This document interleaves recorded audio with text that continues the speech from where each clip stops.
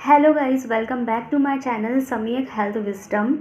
As you know, I am Dr. तुशी और आज जो हम बात करेंगे वो बहुत ही इंटरेस्टिंग टॉपिक के ऊपर बात करेंगे।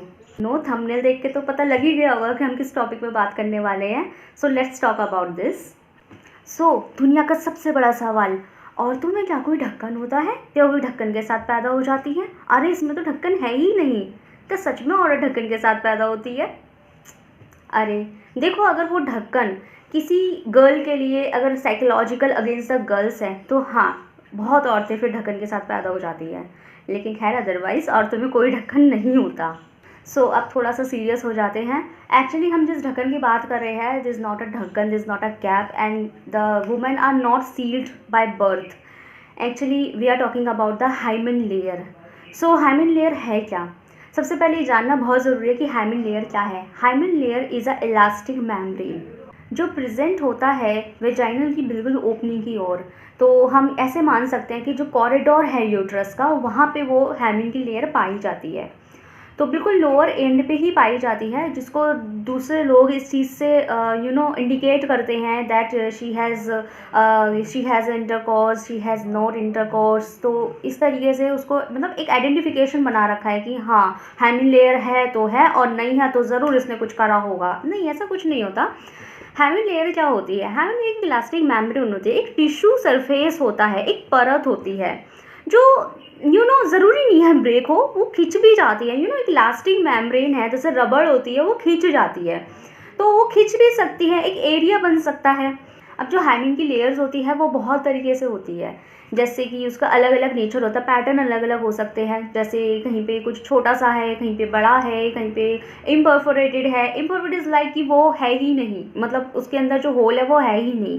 तो थोड़ा सा लॉजिक लगाने की ज़रूरत है आप सबको भी।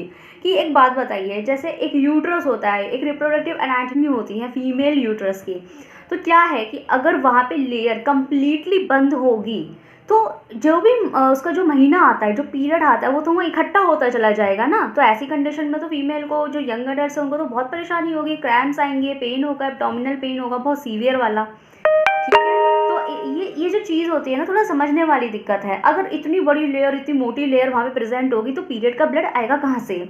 तो कम्प्लीटली नहीं होता। हाँ, कुछ केसेस में मिल जाता है, जिसको इम्परफोरेटेड हाइमेन बोल देते हैं, लेकिन ऐसा नहीं होता, इतना भी नहीं होता है।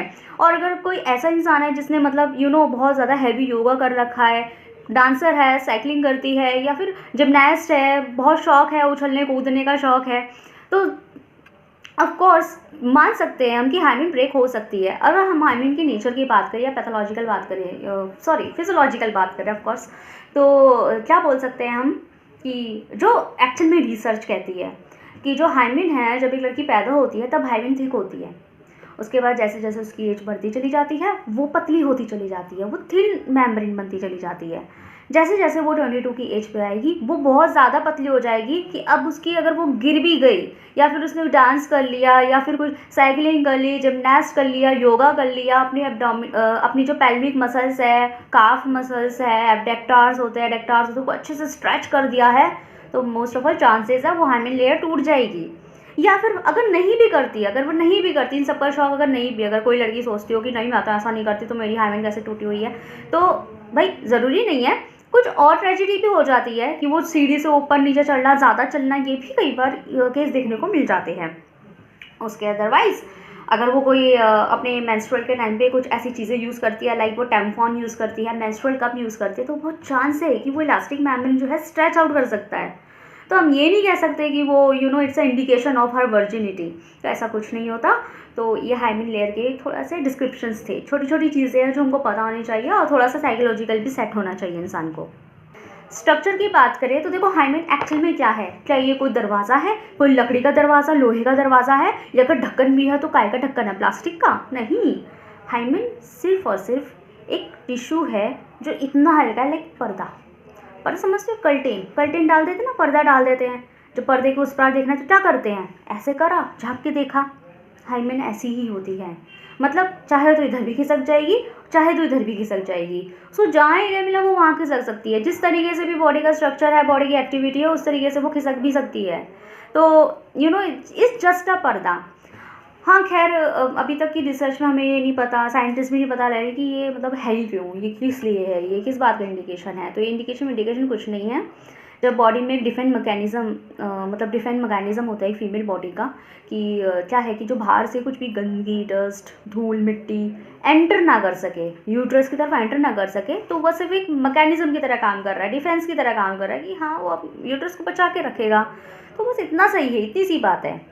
सो बेसिकली जो हाइमन होती है वो कम्प्लीटली क्लोज नहीं होती।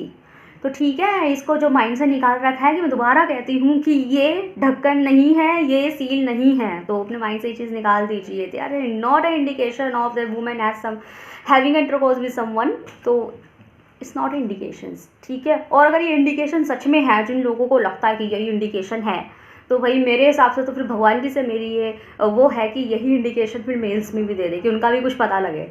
तो this is not a seal and this not a seal for birth, is just a layer. और जो हाइमन लेयर होती है वो सिर्फ और सिर्फ women body defence defence mechanism की तरह काम करती है।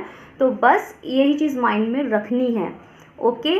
तो is just layer and very thin layer, जो खिंच भी सकती है, टूट भी सकती है किसी भी एक्टिविटी से। सो आज मैंने बहुत बात कर ली हाइमन लेयर के ऊपर। तो इस वीडियो से रिगार्ड आपको कुछ भी क्वेश्चनिंग है तो आप मुझे कमेंट सेक्शन में पूछ सकते हैं। वीडियो का कौन सा पार्ट आपको अच्छा लगा वो बता सकते हैं।